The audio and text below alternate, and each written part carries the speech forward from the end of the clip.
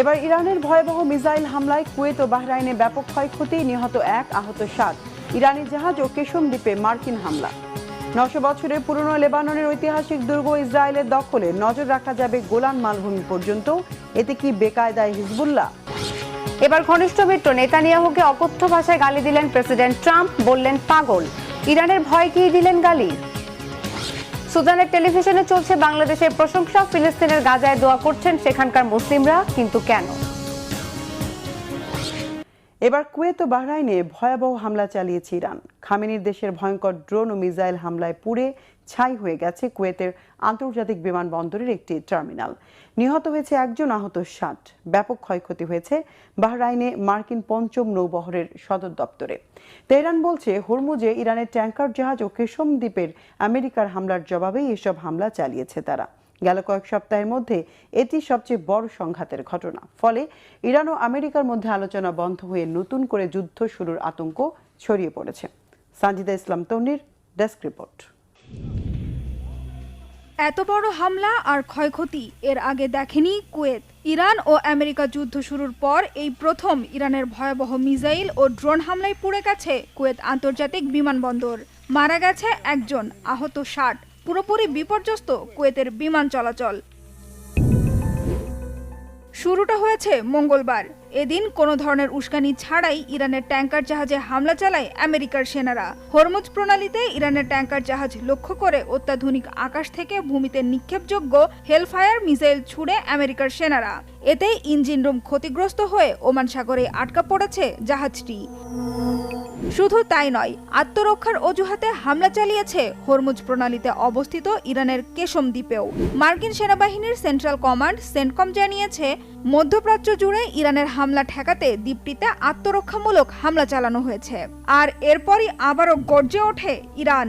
যুক্তরাষ্ট্রের উস্কানিমূলক হামলার কড়া জবাব দিতে দেরি করেনি। হরমুজ প্রণালীতে একটি মার্কিন ইসরায়েলি জাহাজকে লক্ষ্য করে মিসাইল হামলা চালিয়েছে ইরানের বিপ্লবী বাহিনী IRGC। শুধু তাই নয়, একই দিনে বাহরাইনে থাকা মার্কিন 5ম নৌবহরের সদর দপ্তরে এবং কুয়েতে থাকা মার্কিন সেনা লক্ষ্য করে মিসাইল ও ড্রোন হামলা চালিয়েছে তেহরান। যুক্তরাষ্ট্রকে উচিত শিক্ষা দিতে জাহাজ ও কুয়েতে হামলা চালানো হয়েছে বলছে IRGC। তবে মার্কিন সেন্ট্রাল কমান্ডের দাবি, ইরানের মিসাইল আঘাত হানার আগেই ভূপাতিত করা হয়েছে। আর বাহরাইনে মার্কিন 5ম নৌবহরের সদর দপ্তরে ইরানের হামলার দাবিও মিথ্যা বলে অভিযোগ করেছে সেন্টকম।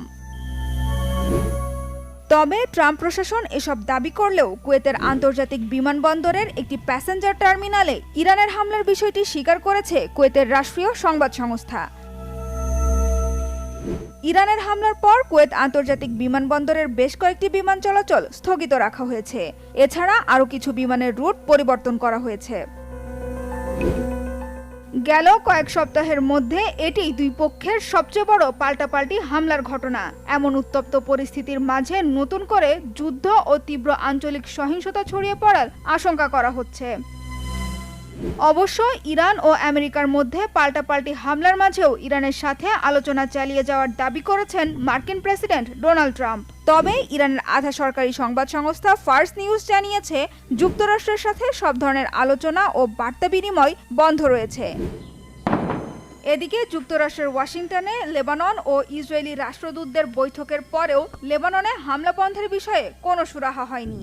ফলে এখনও লেবানন জুড়ে অব্যাহত রয়েছে ইসরায়েলি সেনাদের নৃশংসতা। সুদানের টেলিভিশনে এখন চলছে বাংলাদেশ বন্দনা। আর যুদ্ধবিধ্বস্ত গাজায় বাংলাদেশিদের জন্য উঠছে দোয়ার হাত। কারণ ঈদে তাদের সঙ্গে কুরবানির মাংস ভাগ করে নিয়েছেন বাংলাদেশের মানুষ। বাংলাদেশের একটি স্বেচ্ছাসেবী সংস্থার উদ্যোগে গাজা, সুদান ও দেশের অসহায় মানুষের কাছে পৌঁছে দেওয়া হয়েছে কুরবানির মাংস, যা এনে দিয়েছে ঈদের আনন্দের এক ভিন্ন মাত্রা। আরো জানাচ্ছেন কেফায়েত শাকিল। সুদানের টেলিভিশনে চলছে বাংলাদেশ বন্দনা। কারণ ঈদুল আজহায় বাংলাদেশিদের পক্ষ থেকে কুরবানির মাংস পেয়েছে গৃহযুদ্ধের কারণে দুর্ভিক্ষ কবলিত এই দেশের ক্ষুধার্ত মানুষ। এদিকে বাংলাদেশিদের পাঠানো মাংস পেয়ে সন্তোষ প্রকাশ ও দোয়া করছেন ইসরায়েলি আগ্রাসনের শিকার ফিলিস্তিনের গাজার মুসলমানরাও।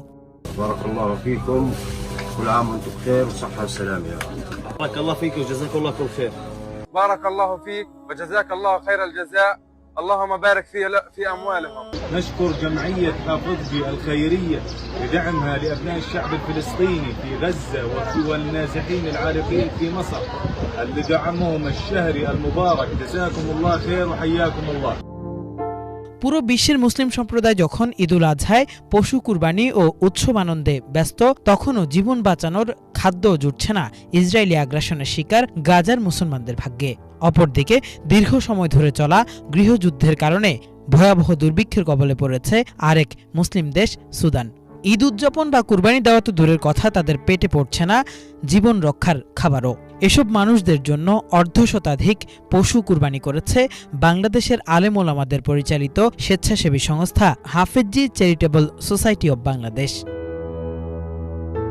সংস্থাটি জানিয়েছে, সুদানের মূল ভূখণ্ডের পাশাপাশি মিশরের শরণার্থী শিবিরে আশ্রয় নেওয়া সুদান ও গাজার মানুষদের জন্য উট, গরু, ছাগল, দুম্বা সহ অর্ধশতাধিক পশু কুরবানি করেছে তারা। তবে গাজায় সরাসরি পশু কুরবানির সুযোগ না পাওয়ায় সেখানকার মুসলমানদের জন্য পাঠানো হয়েছে প্রায় ৬০০ কেজি কুরবানির গোশত, যা তাদের স্থানীয় স্বেচ্ছাসেবকরা পৌঁছে দিচ্ছেন অভুক্ত মানুষদের ঘরে ঘরে।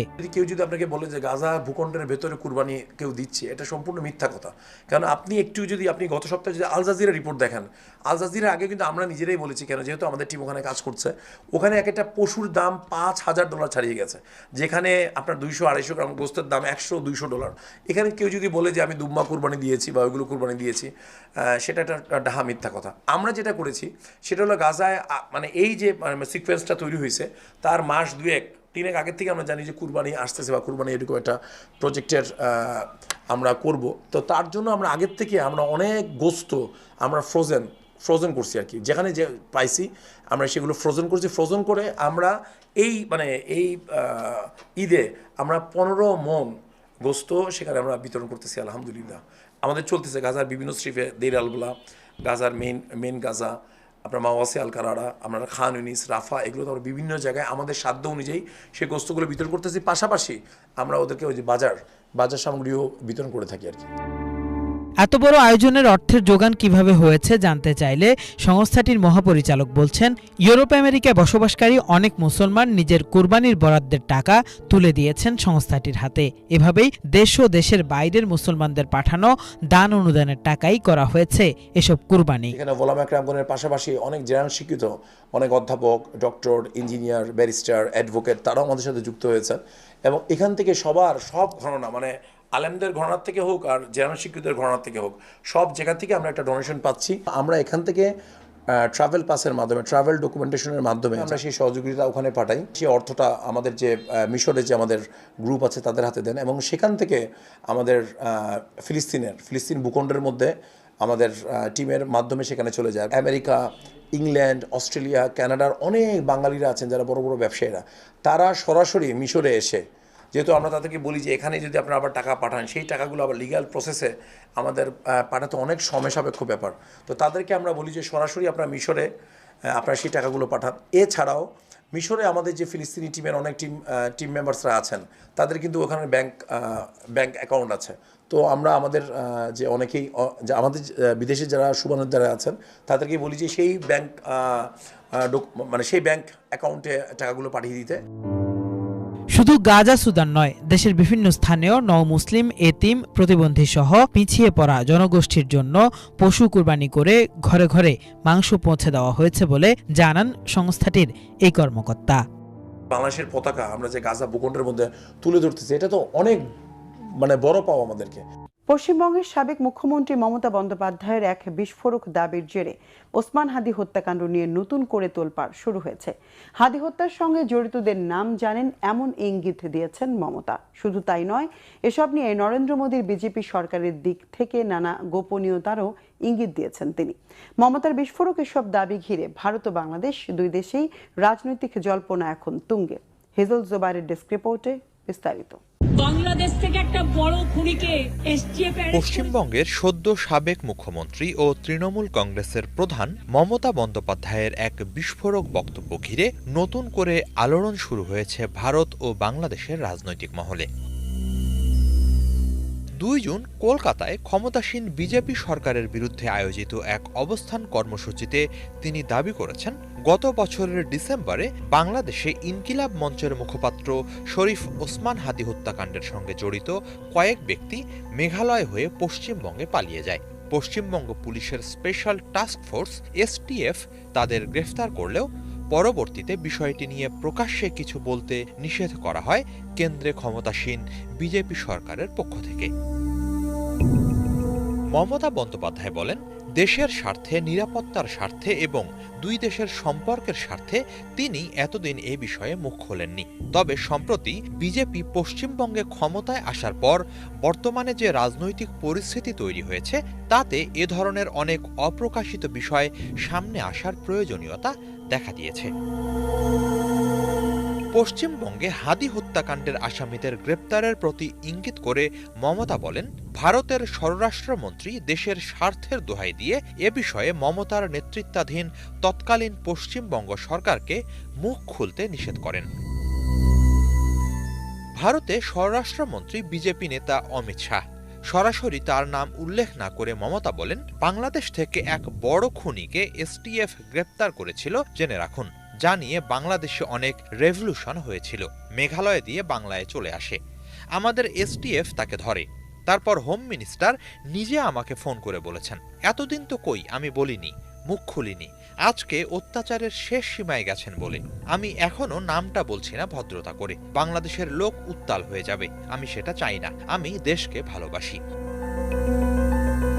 এ সময় মঞ্চের সামনে দাঁড়িয়ে থাকা তৃণমূল কংগ্রেসের সদস্য ও সমর্থকেরা চিৎকার করে নামটা জানতে চান। উত্তরে মমতা বলেন, না বলবো না, দেশের স্বার্থে। এরপর তিনি বলেন, কাকে দিয়ে খুন করিয়েছিলেন, কার কার নাম বেরিয়েছিল, আজ গভর্নমেন্ট পরিবর্তন হলেও মনে রাখবেন আমি তো সবটাই জানি। রাজনৈতিক পর্যবেক্ষকদের মতে পশ্চিমবঙ্গের সদ্য সাবেক মুখ্যমন্ত্রীর মুখ থেকে এ ধরনের বিস্ফোরক বক্তব্য আসা খুবই তাৎপর্যপূর্ণ। কারণ আন্তঃরাষ্ট্র সম্পর্ক এবং গোয়েন্দা তৎপরতা সংক্রান্ত বিষয় সাধারণত প্রকাশ্য রাজনৈতিক মঞ্চে খুব কমই উঠে আসে। স্পর্শকাতর ইস্যু হওয়ায় খুব স্বাভাবিক কারণেই মমতার এমন চাঞ্চল্যকর দাবি কেবল পশ্চিমবঙ্গের রাজনীতিতে সীমাবদ্ধ থাকবে না, এটি একই সাথে বাংলাদেশ ও ভারতের জাতীয় রাজনীতিতেও প্রাসঙ্গিক হয়ে উঠবে বলে অভিমত বিশ্লেষকদের। পশ্চিমবঙ্গের সদ্য সাবেক মুখ্যমন্ত্রীর বক্তব্যের আড়ালে আরও কি কি তথ্য আছে, আগামীতে তিনি সেসব রহস্য সামনে আনবেন কিনা তা নিয়ে দুই দেশেই ব্যাপক কৌতূহল দেখা দিয়েছে। এ নিয়ে শেষ খবর পাওয়া পর্যন্ত বিজেপির দিক থেকে কোনো আনুষ্ঠানিক প্রতিক্রিয়া পাওয়া যায়নি।